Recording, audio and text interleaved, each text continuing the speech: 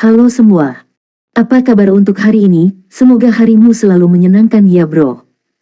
Selamat datang di channel YouTube saya. Tolong dibantu subscribe, like dan share ya, supaya saya terus semangat bikin kontennya. Wakakakak. Reincarnation of the Strongest Sword God, Chapter 1221. Dia juga seorang assassin puncak yang dikenal oleh hampir semua orang di dunia luar, karena dia berada di peringkat ke-69 di daftar ahli domain God. Di seluruh domain dewa, jumlah ahli puncak yang mampu menghentikan pembegalannya dapat dihitung dengan jari kedua tangan. Membegal bocah tak dikenal akan menjadi sepotong kue baginya. Tidak perlu memobilisasi seluruh pihak keamanan sama sekali. Untuk memastikan keamanan Hundred Leaves, 6 anggota parti keamanan biasanya bergantian melindunginya.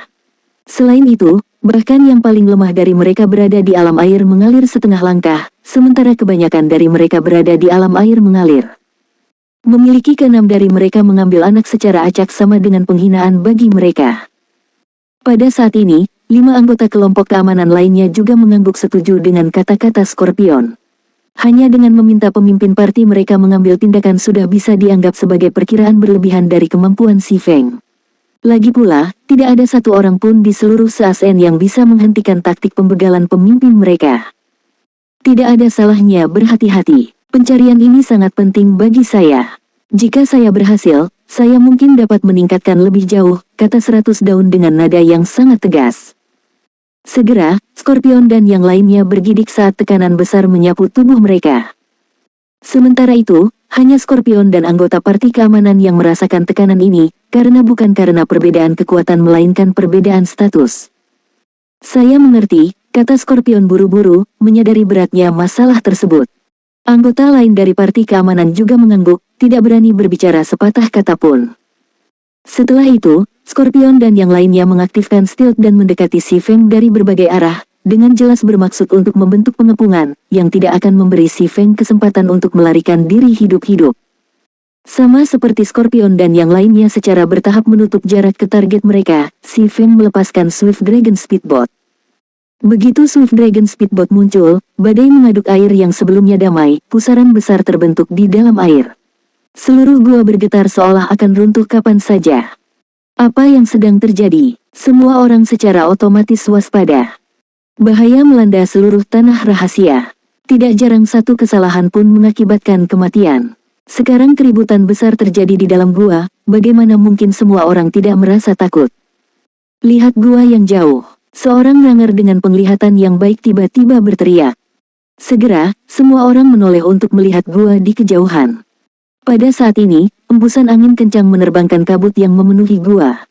Meski situasi di dalam gua tidak sepenuhnya jelas, semua orang masih bisa melihat apa yang terjadi. Gua itu, yang awalnya memiliki 12 gua yang mengarah keluar, ditambah satu gua lagi, membuat semua orang tidak sadar. Sedangkan pintu masuk gua ini sangat besar. Apa? Bagaimana ini bisa terjadi? Adegan ini mengejutkan semua orang. Aliansi Kebebasan telah melakukan penelitian mereka tentang situasi di dalam tanah rahasia. Itu memiliki total 12 jalur warisan, dan setiap pintu masuk yang mengarah ke jalur ini berbeda ukurannya.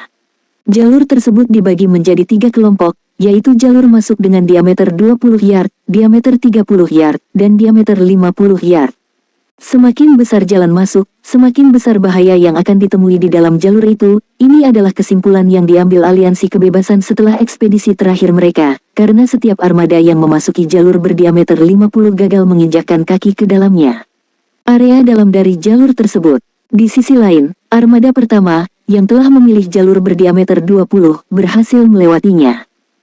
Sedangkan pintu masuk baru yang muncul memiliki diameter minimal 100 yard. Ini bisa dengan mudah menampung 4 speedboat yang bergerak secara paralel.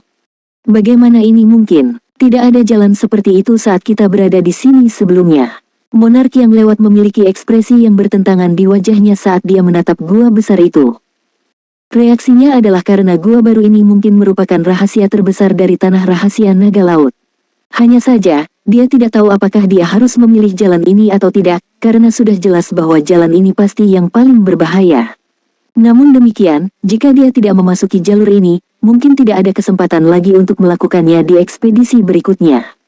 Bagaimanapun, tidak ada situasi seperti itu yang terjadi selama kunjungan terakhirnya ke sini. Tidak pasti apakah gua ini akan muncul lagi di ekspedisi berikutnya atau tidak. Sebuah kesempatan. Hahaha, kesempatan kita telah tiba. Musim panas yang identik sangat gembira dalam situasi ini.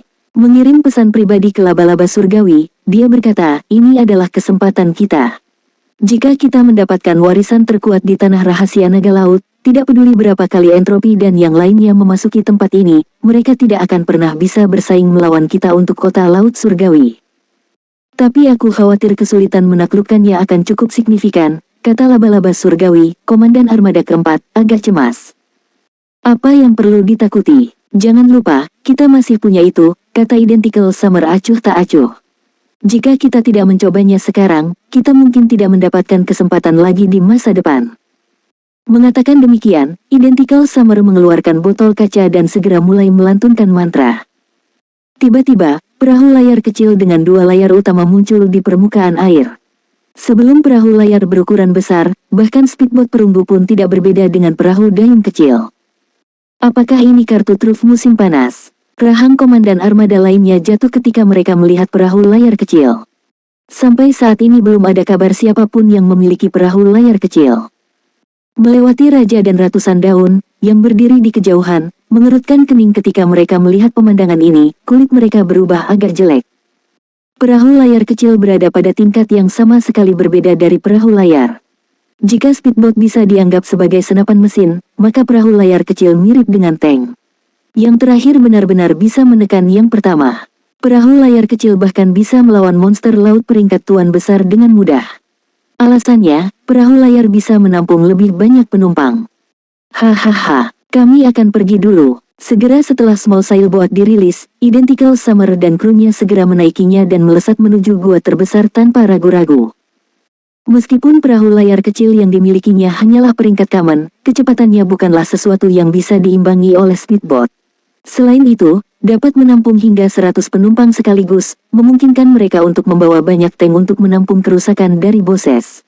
Setelah memasukkan 8 bronze speedboat yang dimiliki armada kedua dan keempat, mereka pasti merupakan armada terkuat di seluruh Freedom Alliance saat ini. Seperti yang diharapkan dari Summer. Persiapannya memang luar biasa, Silent Entropy tertawa. Dia kemudian mengeluarkan botol kaca dari tasnya dan mulai bernyanyi juga.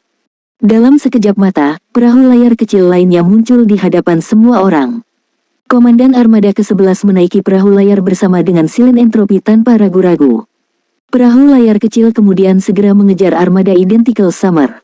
Sementara dari segi kekuatan, armada Silent Entropy bahkan lebih kuat karena memiliki total 9 perunggu speedboat.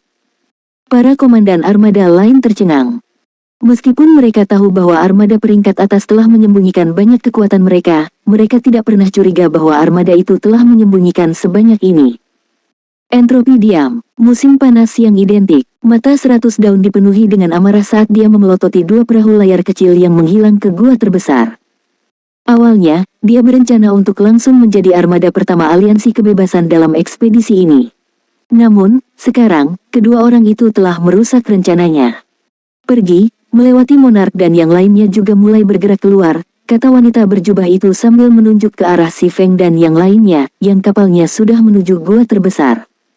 Apakah mereka sudah gila? Ratusan daun dipenuhi dengan kebingungan saat dia melihat kelima speedboat yang dengan cepat bergerak menuju gua terbesar juga. Reincarnation of the Strongest Sword God, Chapter 1222. Setelah anggota armada ke-8 naik, armada ke-10 bergabung dengan mereka di perahu layar kecil ini. Jelas bahwa armada ke-8 dan armada ke-10 setuju untuk bekerja sama. Komandan armada yang tersisa mengungkapkan senyum pahit ketika mereka melihat ini. Tidak mungkin kami bisa bersaing dengan mereka. Kesenjangannya terlalu besar. Berbagai armada dimaksudkan untuk bersaing untuk peringkat ketiga di aliansi kebebasan. Namun, setelah melihat satu demi satu perahu layar kecil, mereka kehilangan semangat untuk melakukannya. Bahkan mendapatkan warisan laut dari gua-gua lain tidak akan mengubah hasilnya. Botol ajaib. Si Feng agak terkejut melihat perahu layar kecil muncul dari deretan magic besar. Fondasi kuil suci benar-benar mengesankan. Botol ajaib bisa berisi banyak sekali barang. Nilai botol berubah berdasarkan item yang ada di dalamnya. Misalnya, jika botol ajaib menyimpan perahu layar kecil, dengan mudah bisa bernilai beberapa ribu emas. Ini karena botol ajaib tidak jatuh dari monster. Sebaliknya, itu adalah harta karun yang hanya bisa diperoleh dengan merampok reruntuhan kuno. Namun, botol ajaib memiliki satu kesalahan fatal, itu adalah barang sekali pakai. 100 daun tidak bisa diremehkan. Dia benar-benar mendapatkan perahu layar kecil tanpa ada yang tahu. Saudara Ye Feng, mari kita pilih gua lain. Kami tidak bisa bersaing dengan mereka. Saat raja yang melewati menyaksikan armada 100 daun yang mendekat, dia mempertanyakan gagasan untuk bersaing untuk warisan terbesar di tanah rahasia naga laut. Bahkan jika mereka memiliki speedboat rahasia perak Si Feng, itu akan membuang-buang waktu. Selain itu, setelah ratusan daun juga memasuki gua terbesar, armada ketiga mereka tidak bersaing dengan gua lainnya. Mereka bisa mendapatkan warisan dengan lebih mudah. Melirik ke Silen Entropi dan yang lainnya, yang telah memasuki gua terbesar, Si Feng mengangguk dan berkata, tidak apa-apa. Menurut perjanjian kami sebelumnya, warisan pertama yang kami peroleh adalah milik Anda, sedangkan warisan kedua adalah milik saya. Gua mana yang harus kita pilih? Ini, monark yang lewat ragu-ragu.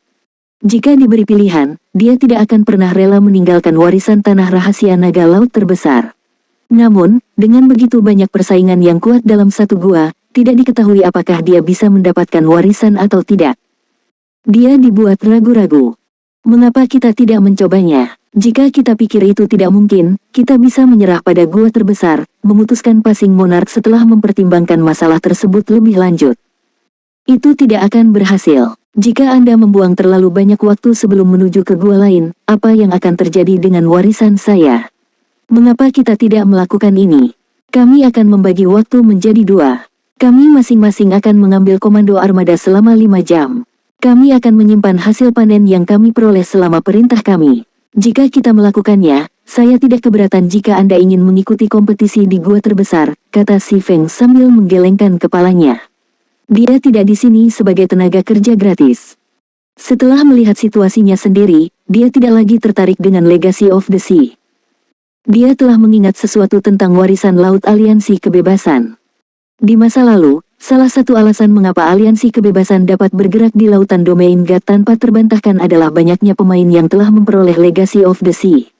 Bahkan berbagai super guild telah menghindari memprovokasi aliansi tanpa alasan yang bagus. Alasan lain adalah buku cuaca kuno entropi diam. Pemain yang memegang buku cuaca kuno bisa memanipulasi cuaca di suatu daerah. Ketika digunakan dalam pertempuran laut, seseorang dapat menawarkan keunggulan lingkungan absolut pada pihak mereka. Rumor mengatakan bahwa Silen Entropi telah memperoleh buku cuaca kuno ketika dia mendapatkan warisan Dewa Laut. Aliansi Kebebasan memperoleh warisan laut mereka dari tanah rahasia naga laut. Setelah memperhitungkan informasi yang diberikan oleh Passing Monarch kepadanya tentang tanah rahasia, tidak sulit untuk menentukan bahwa Silen Entropi telah memperoleh warisan Dewa Laut di sini. Di masa lalu, warisan Dewa Laut telah dikenal sebagai salah satu dari 4 warisan besar di laut. Sekarang warisan terkuat di tanah rahasia telah muncul, buku cuaca kuno juga akan tersedia. Meskipun dia bisa mengabaikan warisan Dewa Laut, buku cuaca kuno adalah barang yang sangat penting. Saat digunakan dalam pertempuran laut, itu adalah senjata strategis. Tidak apa-apa. Namun, kami akan membagi waktu kami 4 menjadi 6. Saya mendapatkan 6 jam. Nanti, saya akan menggunakan 1 jam untuk menguji air. Jika benar-benar tidak memungkinkan, kami akan beralih ke gua lain. Ini juga akan memberi Anda kesempatan untuk mempelajari kesulitan gua terbesar, kata Passing Monarch. Baiklah, mari kita lakukan itu, Si Feng tersenyum sebelum mengambil kontrak. Setelah itu, keduanya memperbarui kontrak mereka. Monark yang lewat menghela nafas lega saat dia dengan cepat mengarahkan armadanya ke gua terbesar. Pada kenyataannya, gua tanah rahasia adalah portal yang akan mengangkut pemain ke ruang lain. Saat kapal armada ketiga memasuki gua terbesar, setelah beberapa menit terbawa arus deras, armada tersebut meninggalkan gua dan muncul di hadapan sebuah pulau besar. Pulau itu memiliki pantai berpasir putih dan langit biru-biru di atasnya. Itu tampak seperti surga. Pulau ini tidak lain adalah tempat peristirahatan mereka. Pulau lain menunggu di seberang surga ini. Tidak seperti pulau pertama, awan gelap bergemuruh menutupi langit di atas pulau kedua. Seseorang juga bisa melihat banyak monster laut besar berkeliaran di pulau itu. Disinilah warisan bersembunyi. Armada Silen Entropi dan Identical Summer telah melawan monster laut ini dalam pertempuran. Kenapa ada begitu banyak monster laut? Monark yang lewat kaget saat melihat makhluk itu. Armada Silent Entropy dan Identical Summer melawan lebih dari 20 monster laut. Monster laut ini tampak seperti penyu, tetapi tidak seperti penyu laut biasa. Tanduk panjang tumbuh dari kepala monster ini. Tubuh mereka juga memancarkan busur listrik biru, dan semua serangan mereka menggunakan petir. Tidak hanya serangan mereka yang sangat cepat, tetapi mereka juga mengandung kekuatan penghancur yang sangat besar. Tanda hubung. Binatang tanduk guntur, monster laut, Tuan. Tingkat 51. Health power 35.000.000, 35.000.000. Tanda hubung. Meskipun armada Silent Entropy dan Identical Summer masing-masing memiliki perahu layar kecil, kapal mereka menderita melawan begitu banyak binatang tanduk petir. Jika bukan karena perahu layar kecil mereka yang menerima beban serangan, mereka pasti sudah dimusnahkan. Monark yang lewat memucat saat melihat ini. Speedboat tidak memiliki peluang melawan monster-monster itu. Armada ketiga bahkan tidak bisa mencapai pulau itu. Jika mereka tidak bisa masuk ke pulau itu, bagaimana mereka bisa mendapatkan warisan? Di tanah rahasia naga laut, semua warisan berada di tengah pulau warisan di ujung setiap gua. Peran kapal adalah mengangkut pemain melalui rintangan dalam perjalanan ke pulau warisan.